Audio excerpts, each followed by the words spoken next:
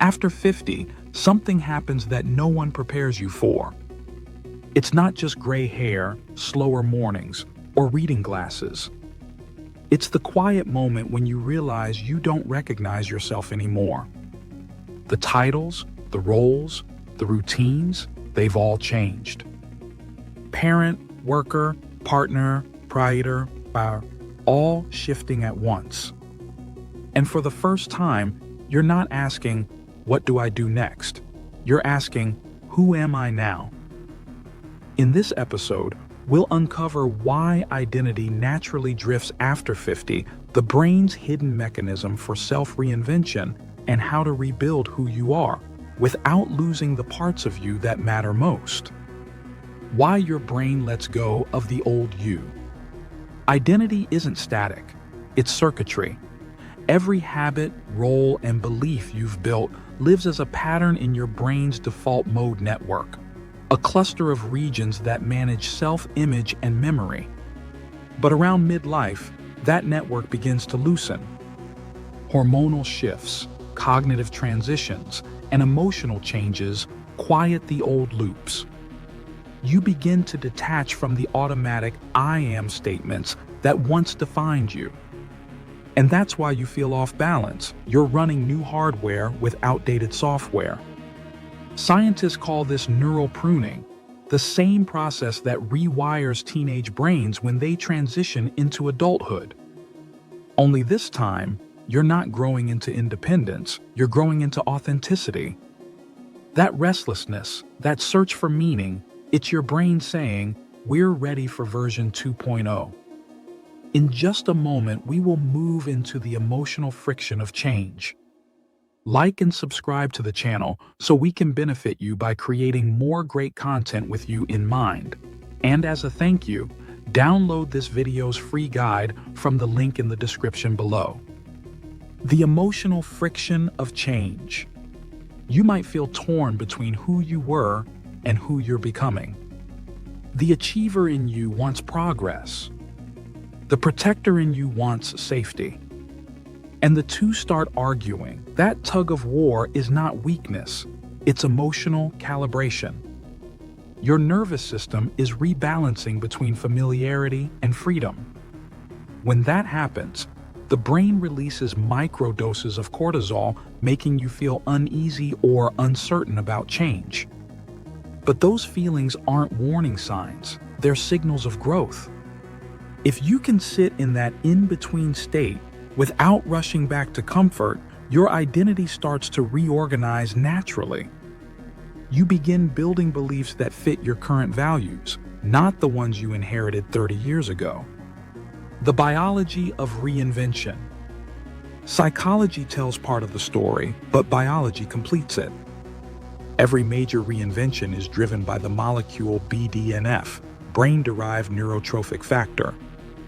It's your brain's growth fertilizer, building new neural pathways when you learn, reflect, or change behavior. And here's the secret.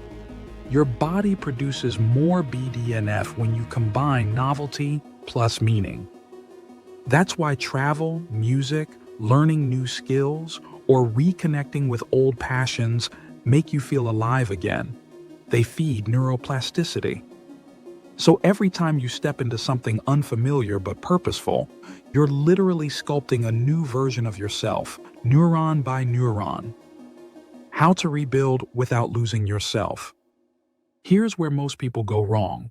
They chase a new identity instead of integrating the old one. True reinvention doesn't mean erasing who you were.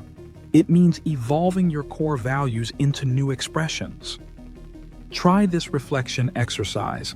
Write down 3 things your younger self valued most. Now, next to each one, write how that value could look different now.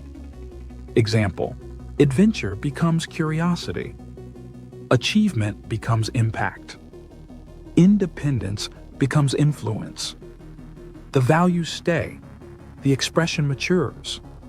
This is how you rebuild identity without losing yourself. By transforming identity from a mask, you wear into a mirror that reflects truth. The purpose of Circuit. Every strong identity needs a direction. Purpose isn't about what you do, it's about what you give meaning to.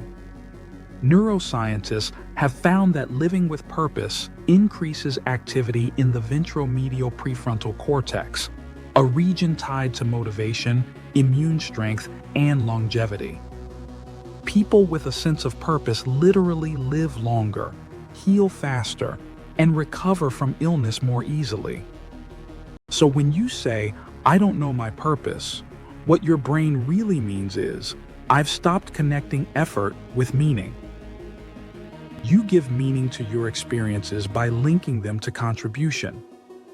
Teaching, mentoring, caring, creating, every act of service feeds your identity loop. Because your mind doesn't just want goals, it wants belonging. The Daily Rebuild Plan. To reinforce this new identity, you need repetition, not resolution. Big declarations don't change you, small signals do. Here's a simple daily routine to rebuild from the inside out. Morning anchor. Before touching your phone, finish this sentence aloud. Today, I am someone who. Choose one intention. Keep it short. Midday pause. Spend 90 seconds in silence. No music, no scrolling. Let your brain process the morning's noise and return to neutrality. Evening integration. Write one line in a notebook. Something I did today that matched who I want to become. Within weeks, your brain starts linking those cues into a new narrative, your 2.0 identity map. You were never lost. You haven't lost yourself. You've outgrown yourself. And that's not something to mourn. It's something to master. When you rebuild your identity consciously, you stop chasing youth and start designing wisdom. Because the strongest version of you isn't the one the world remembers. It's the one you finally recognize.